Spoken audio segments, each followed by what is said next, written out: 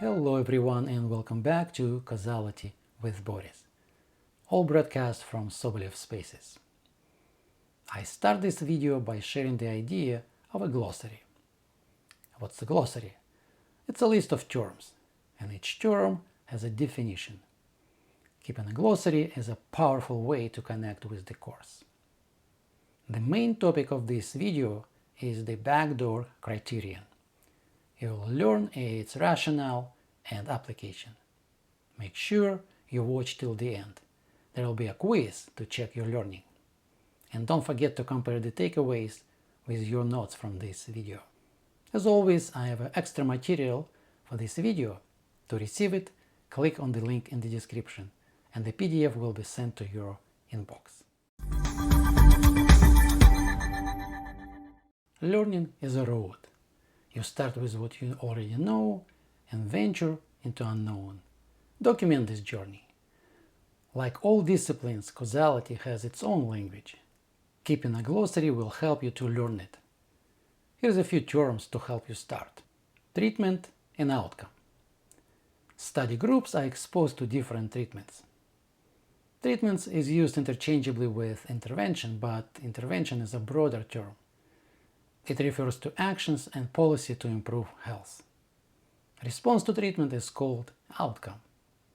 We compare outcome occurrence between treatment groups. Next, treatment effect.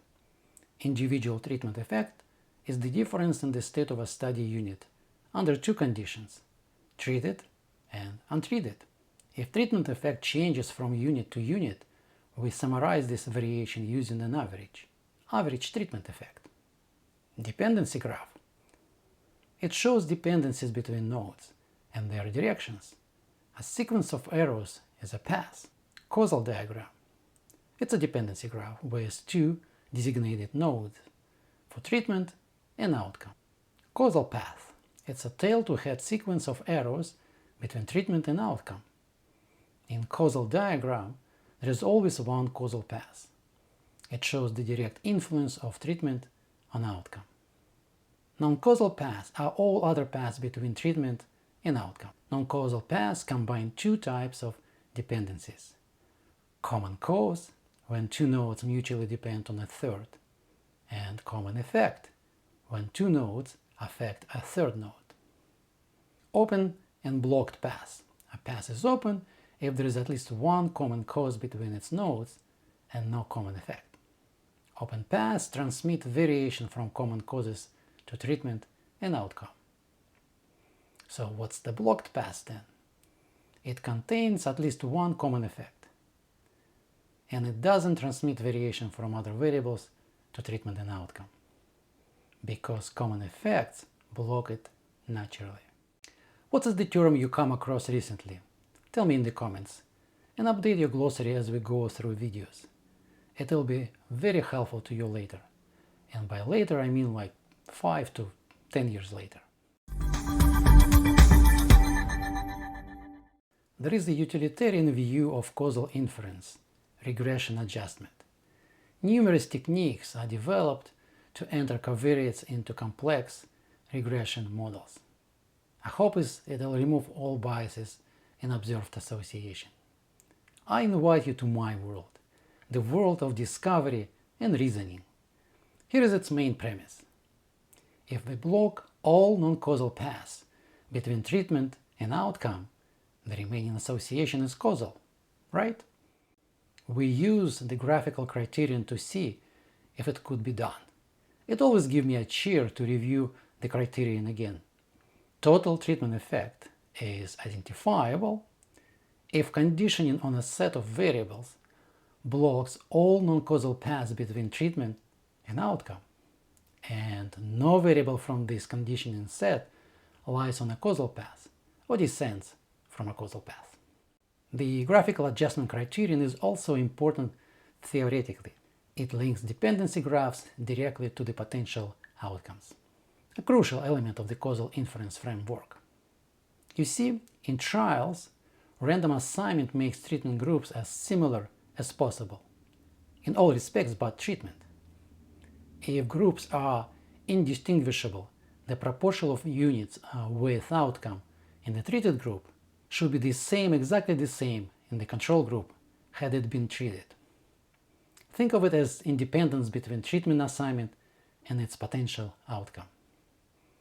It's unconditionally true for data from randomized trials. In observational studies, it's not usually the case, but we can reason on independence between treatment choice and its potential outcome conditional on variables that satisfy the adjustment criterion. That is conditional independence, and this opens the door for causal inference with observational data. In practice, though, the adjustment criterion has a disadvantage. It gives all possible conditioning sets. They may include valid but redundant variables. Let's go back in time. It's 1995. Enter Pearl's backdoor criterion. It's an early version of adjustment criterion. They say it may skip some unnecessary conditioning sets. But these are unnecessary anyway. In practice, the criterion helps to find sufficient adjustment sets quickly. Here is its idea. Let's say there is a DAG with a node X for treatment and node Y for outcome. We say a set of observed variables Z satisfies the backdoor criterion when no its variable descends from X, and conditioning on Z blocks every pass between X and Y, which starts with arrow pointing to X. To remind you, conditioning on Z means exploring the treatment effect in every stratum defined by Z. We say the total effect of X on Y is identifiable by conditioning on Z if it meets the backdoor criterion. Let's take a closer look at non-causal paths. Some of them start with an arrow pointing to treatment. They are called backdoor paths, and only these paths we need to block. It's never necessary to condition on a descendant of treatment. If it lies on a causal path, then conditioning is not needed, because the path is already blocked by a common effect. And conditioning may unblock it. If a descendant of treatment lies on the causal path, then conditioning on it decomposes the total treatment effect into direct and indirect components. Just one more thing. All effects identifiable by the adjustment criterion will be identifiable by the backdoor criterion, as proven by Spitzer in 2010. In my world, the main goal of causal analysis is concluding whether treatment causes an outcome. Randomized trials are designed to declare treatment effect. Under what conditions can we conclude causation with observational data? Here is our guiding principle. We check if we can block all non-causal paths between treatment and outcome. If we can, then treatment effect is identifiable. Let's think about causal diagrams. There are paths starting with an arrow coming out of treatment. These are either blocked non-causal or causal paths. There is no need to block causal paths. Therefore, there is no need to condition on a descendant of treatment at all. Then, there are paths starting with an arrow pointing to treatment. These are always non-causal, and they may be open, and they may be behind the treatment outcome covariation. We may need to block them. How do we block the influence of other variables on treatment and outcome? By conditioning. What variables should be in the conditioning set? Now we've got an answer. Variables that block all backdoor paths.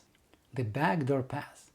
That's the most important element of Pearl's reasoning. It's a non-causal path between treatment and outcome. It starts with an arrow pointing to the treatment variable. Now, before I ask you to complete the quiz, let's review this one more time. Recall what the backdoor criterion states. In a directed acyclic graph, you have a pair of variables x and y. They are connected by arrow from x to y. A set of variables z meets the backdoor criterion relative to the effect of x on y if it doesn't include a descendant of x and conditioning on it blocks all paths between x and y that starts with an arrow pointing to x. Note that the parents of x always satisfy the backdoor criterion. The criterion says which variables we use for conditioning and which we shouldn't. If we condition on the wrong variable, we may wrongly conclude on the treatment effect. What variables should not be in the conditioning set? Descendants of treatment, because conditioning on them either blocks a causal path or unblocks a non-causal path. Now you give it a try. Pick the ending for each sentence. Paths starting with an arrow pointing from x are option A, either causal or blocked non-causal, and option B, always open non-causal. And the second sentence, paths starting with arrow into x are option C, always non-causal and may be open, and option D, either causal or blocked non-causal. Pause the video and pick the ending. Did you pick A and C? Awesome.